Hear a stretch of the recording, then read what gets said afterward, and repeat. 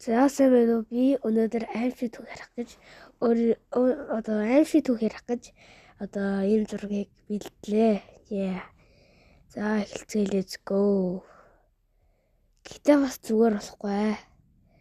Хоолоогоо жоох өөрчлөл ялдیں۔ YouTube шиг те.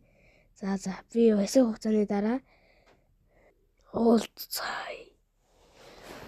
За нэг өвөөхөө хоёр нэг хөөхөө нэг гой газар гэрээ барэ гэж маш гоё зүтгэлээ. Гэхдээ манай өвөөгийнх нь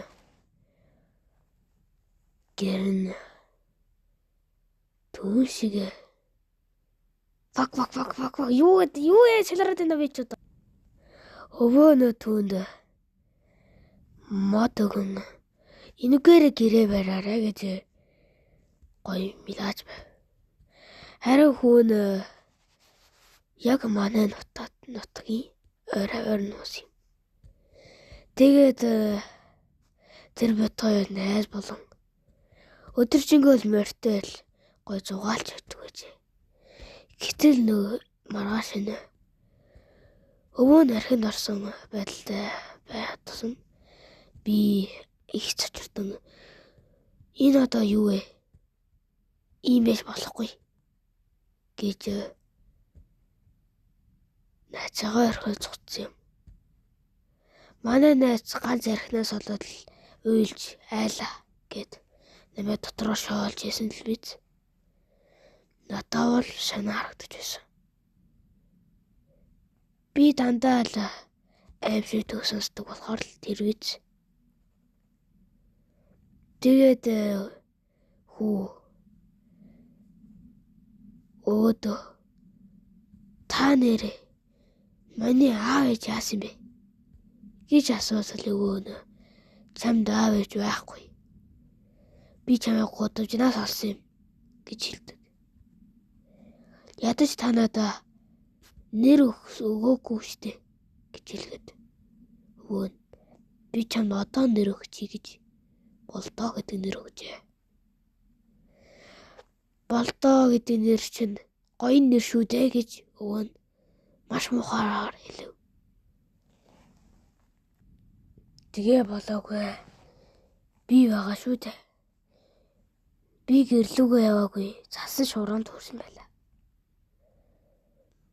Гэтэл миний найз хайнаас минь ирж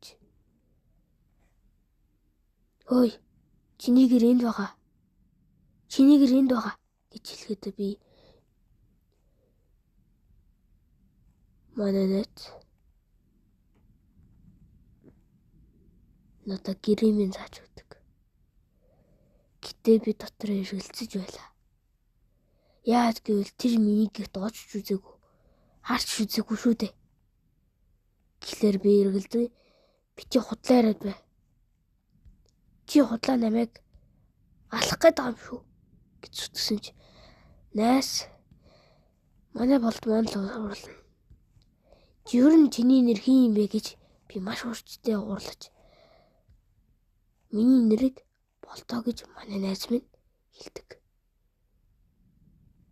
Миний нэр чинийхээс хамаагүй гоё гэж хэлгээд би их л ууртай. Хүний өгсөн нэрийг ингэж болдог юм уу гэхэд миний найз гинтгэл алга болов.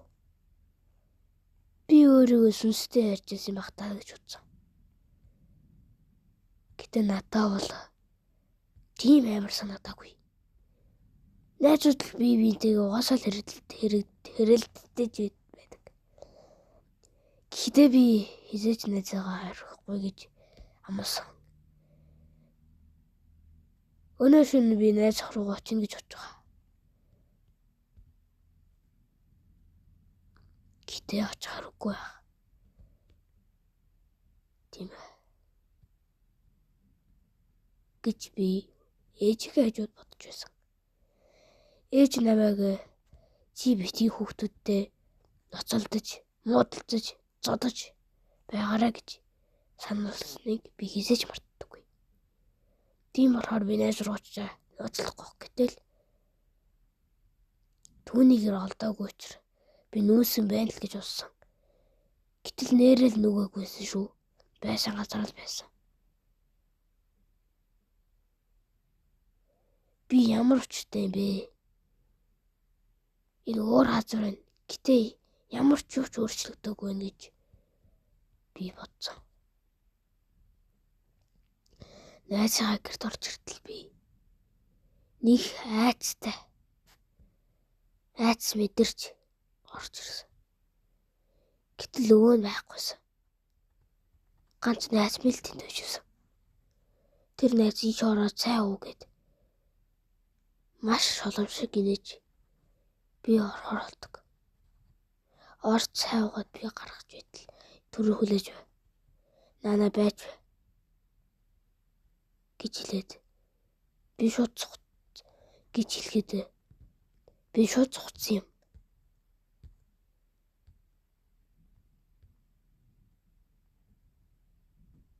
Гэтэ найз минь намайг ууган ингэж бодож байсан юм да. Чи одоо намайг шулуун гэж бодсон юм хатаа л гэж бодож байсан бах та.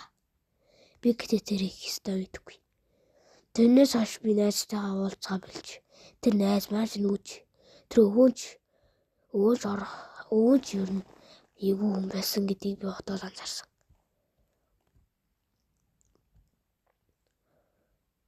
Яг үндэ өвөө нь орон дороо нуутж байсан бэлээ. Гарын цустай сүхэнцэн цустай байхлаар нь би тэрийг хараад цуцсан юм. Миний цуцсан аазсан. Тэр өвөөч сураггүй болсон. Цагтаанаар тэрийг хайж угаалах. Тийм болохоор та нар битгий муу найзуудтай хоолоорой гэж хэлэх гэсэн юм.